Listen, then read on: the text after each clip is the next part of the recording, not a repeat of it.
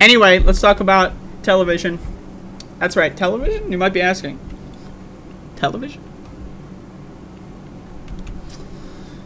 So, recently, I've been getting into a show. There's going to be a broader review and recap of this show up until the new season launches today.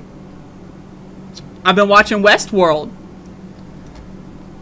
Westworld on HBO Max. I've been watching Westworld recently. And I finished all 3 seasons. Season 4 starts today. I'm excited, motherfucker. Let me tell you, I spent the last, 2 weeks marathoning this fucking shit. I was watching, 4 episodes a day. I was getting high as fuck, and I was jumping into the Westworld. Never seen it before. Honestly, never heard of it before.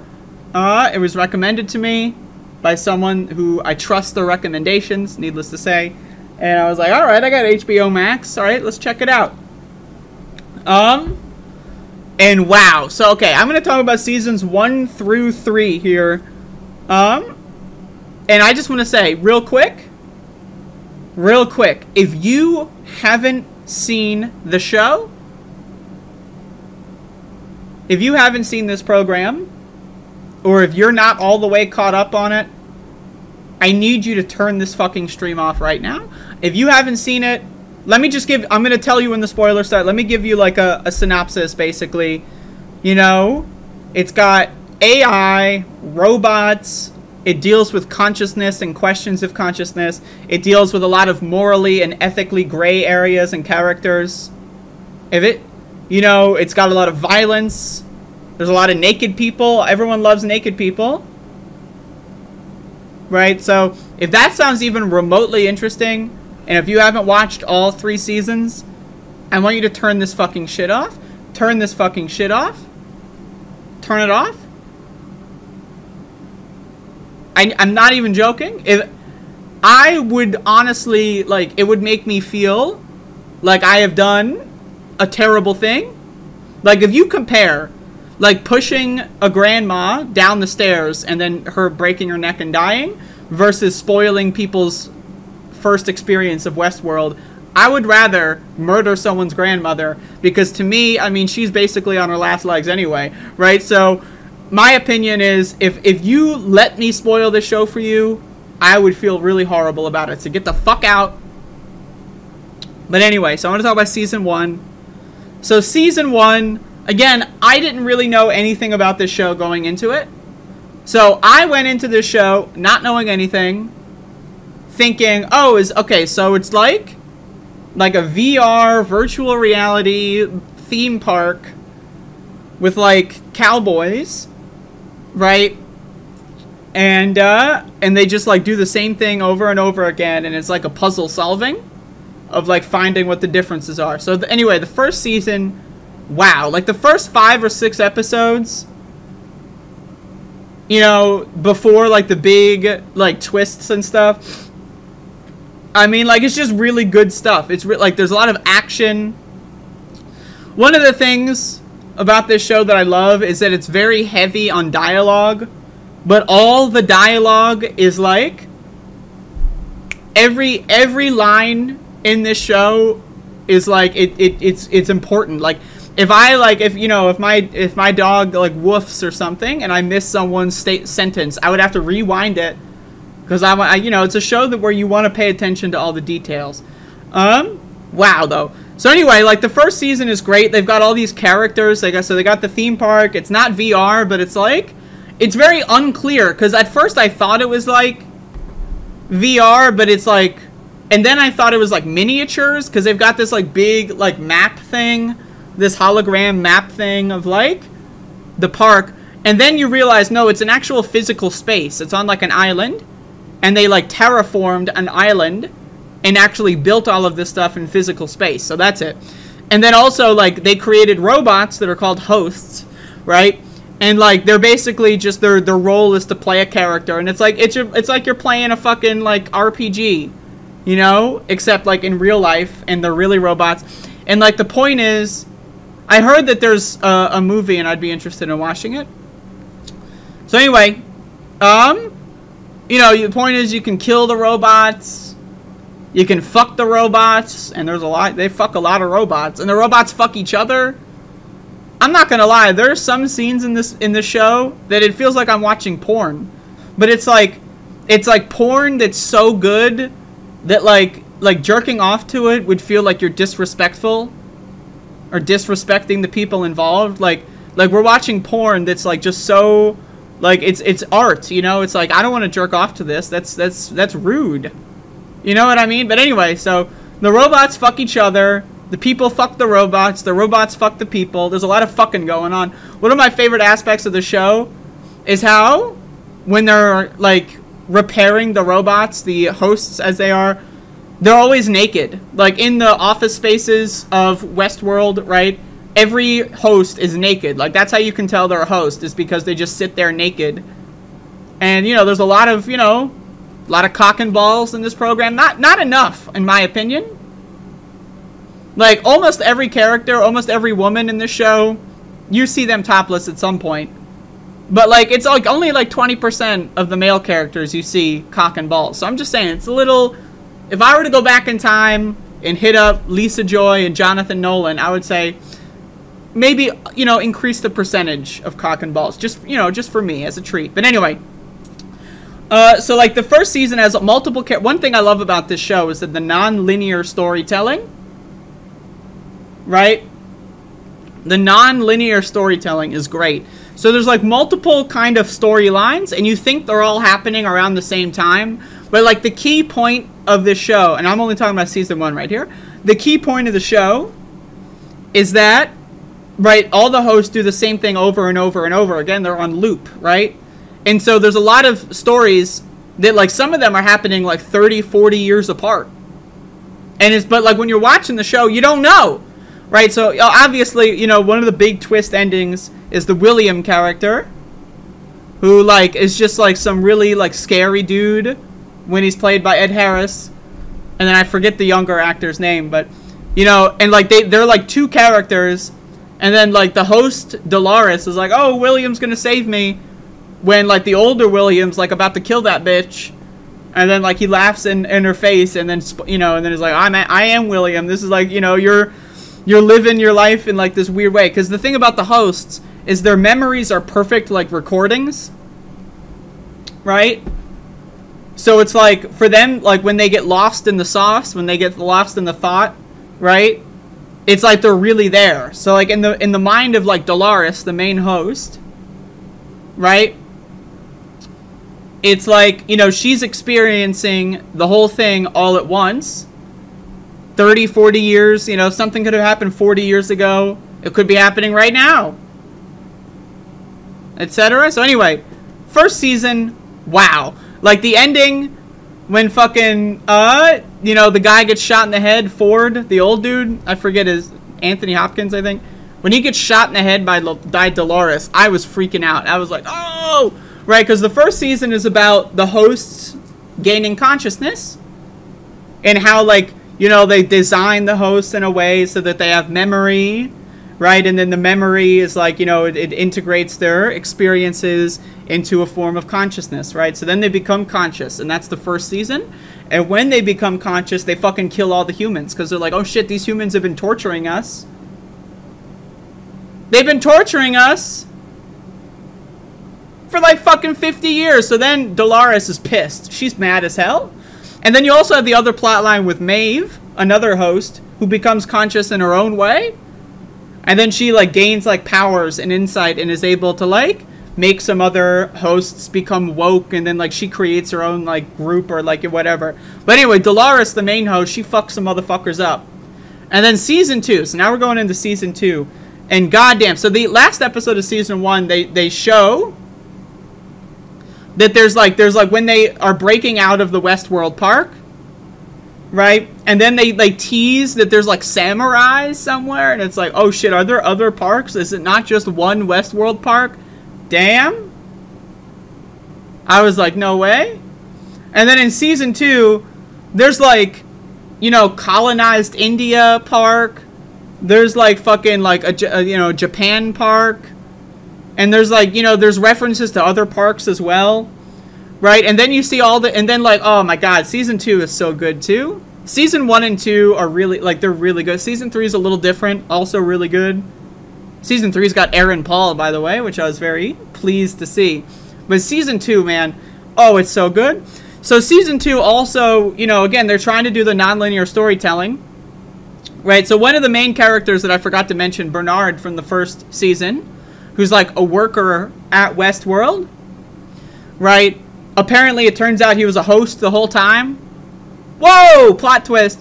So anyway, Season 2 is about him, like, you know, so, you know, there's like people trying to kill all the hosts, right, because they're fucking murdering a bunch of people. I think there's like over 100 people that get murdered by the host, which is great. I mean, fuck them. My opinion is I'm on the host side. If motherfuckers are torturing me for 30, 40, 50 years, and I realize it, motherfucker, you bet. I agree with Dolores. Fuck them up.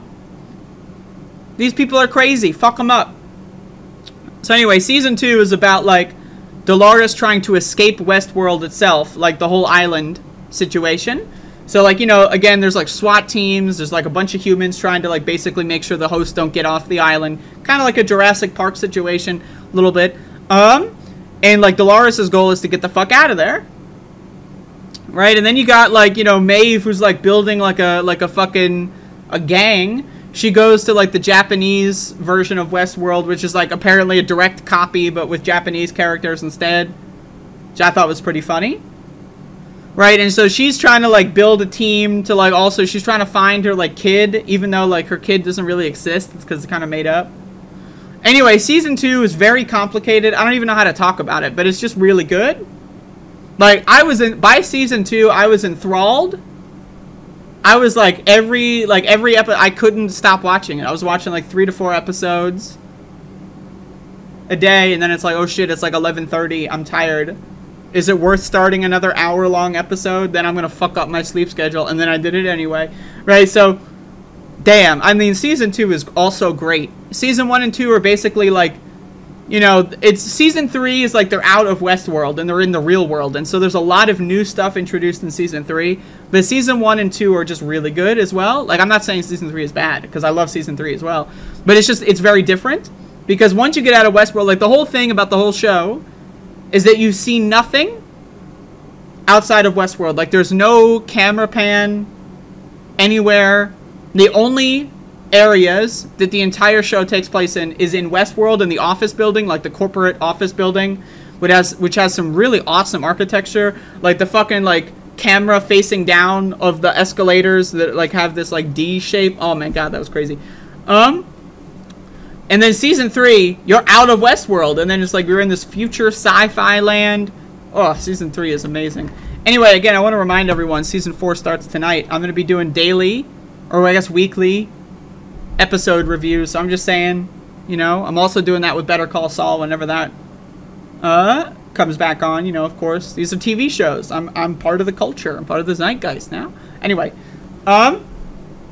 Season 2.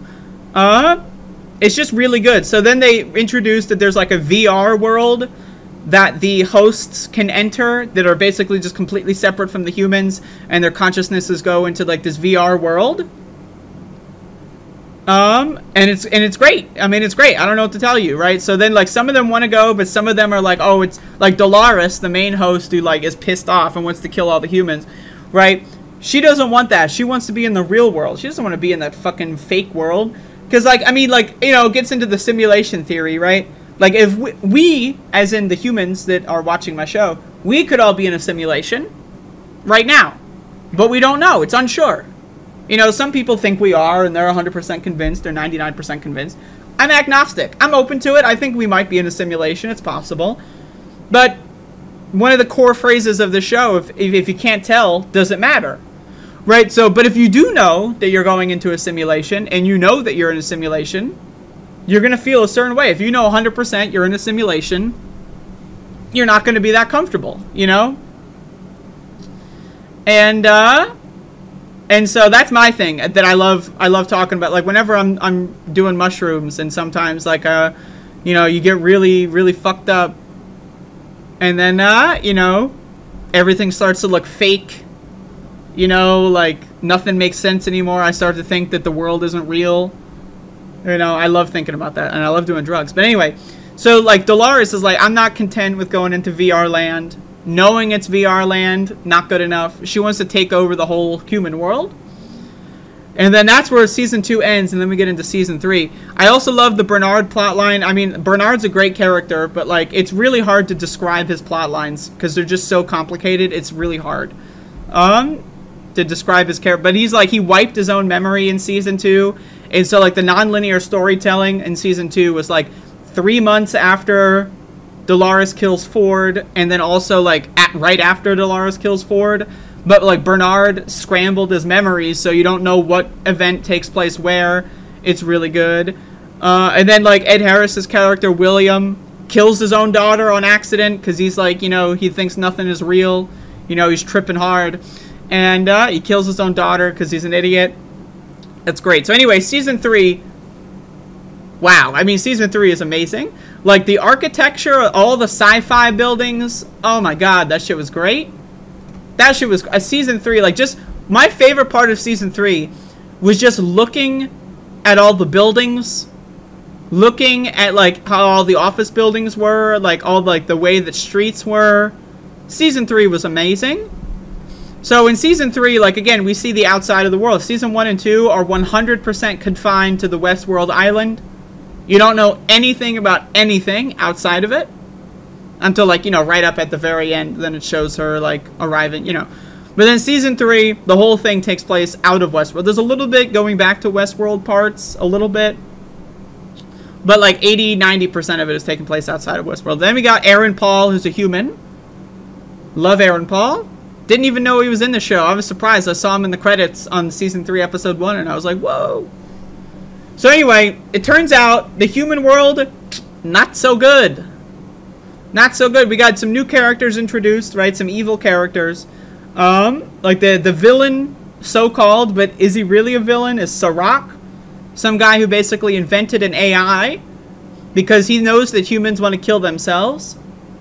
Right? And humans are stupid, violent apes that want to kill each other and themselves. Like, fuck humans. I'm down with that. So, on this angle, I agree with Sirach. Humans are fucking stupid. So what he does is he invents an AI that is, like, you know, able to predict what humans are going to do. Again, if you haven't seen season 3, I want you to shut the fuck up and turn the fucking stream off. By the way, I've already said too much, but shut the fuck up, turn the fucking stream off.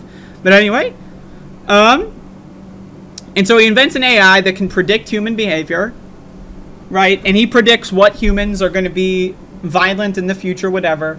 But then the question is the AI confirmed to be right? How do you know? Right? And then Sirach basically is like a trillionaire or something. He uses his wealth to design a society where people that are, like, they're called outliers. You know, they don't really, it's hard to predict what they're going to do, but it's the machine predicts that they're going to do bad things, right? But who gets to decide what's a bad thing? And so they design a system where, like, the outliers are basically in an underclass.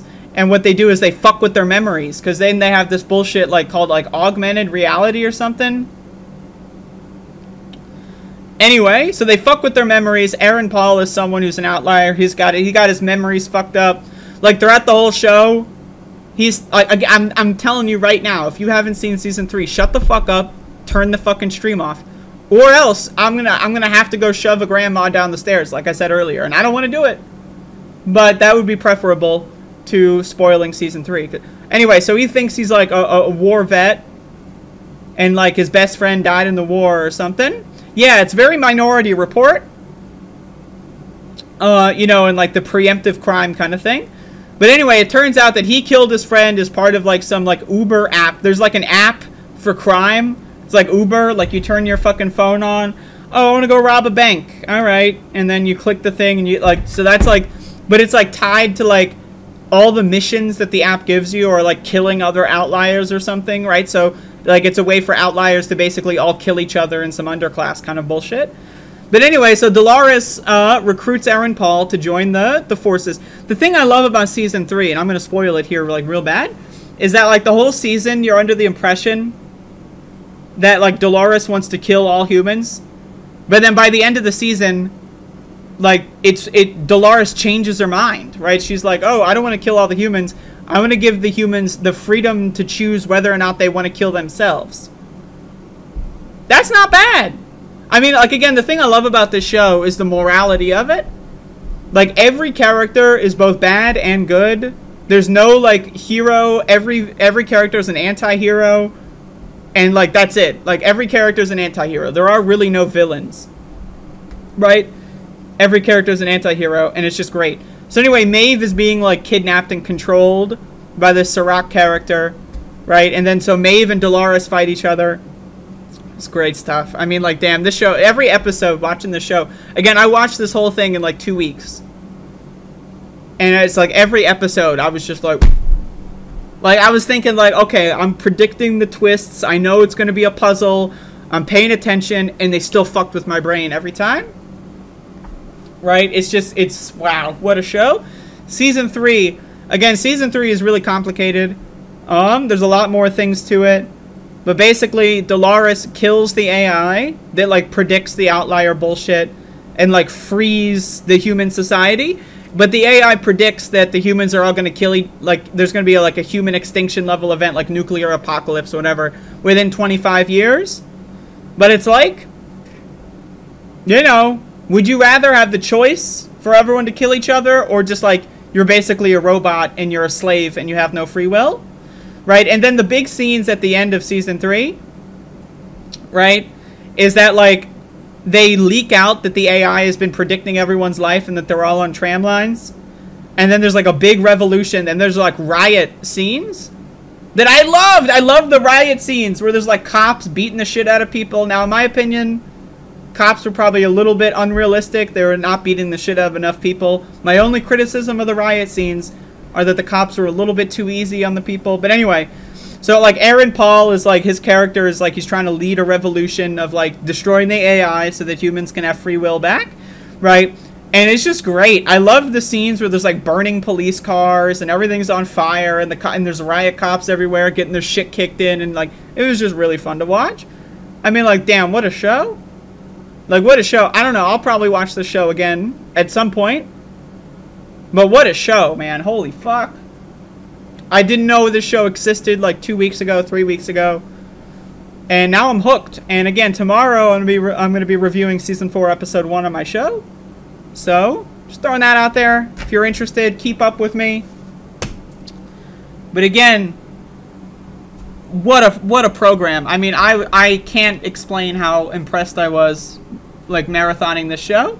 And it's going to be really hard to have to wait a week in between episodes, because I watched, like, 3 to 4 episodes a day, like, for a little bit there. It's going to be really hard to wait a week in between, but I'm ready for it. What a show. I mean, wow. I mean, there's a lot more I could say, but I'm sure I'll say a lot more over the course of the rest of my life on this program, about this program. And that's the show. That's Westworld. Do live watch parties. See, I'm too antisocial to do a live watch party. I wouldn't enjoy the show as much. I like watching it in my own time, on my own pace. I like pausing it. I pee a lot. I don't know if y'all knew this. I'm a frequent urinator. I like to be able to pause. I also like to do drugs when I watch shows. Like Better Call Saul, every episode of Season 6 I've watched on shrooms. I'm not going to feel comfortable shit posting on a Discord server with people while I'm fucking tripping out on fucking drugs watching one of my favorites. No. I'm sorry. It's just not me. Some people, they're social creatures. It's just not me. I'm a recluse. You're lucky you even get to see a podcast every day, because this is work. Every time after my show, I'm like, oh, I wipe the sweat off my brow. I'm like, oh my God. Oh, it's finally over. Right? Like, I couldn't do a watch party. Maybe I would do something like a movie watch party for, like, a movie I don't care about too much, or, like, some random shit. Maybe it's possible. But Westworld, man, there's no way. It would destroy my ability to enjoy the program. It really would. But anyway, what a show. Wow. I don't even know what to say. It's perfect. I mean, you know, it's perfect. I don't know what it's a perfect show. I can't come up with anything I don't like about it. Every plot twist, every character, I liked everything. I can't come up with a single criticism. I can't. I won't. Westworld, man. What the fuck? Wow. Holy moly. I want to watch the original movie as well at some point. Seems interesting. Anyway, that's it.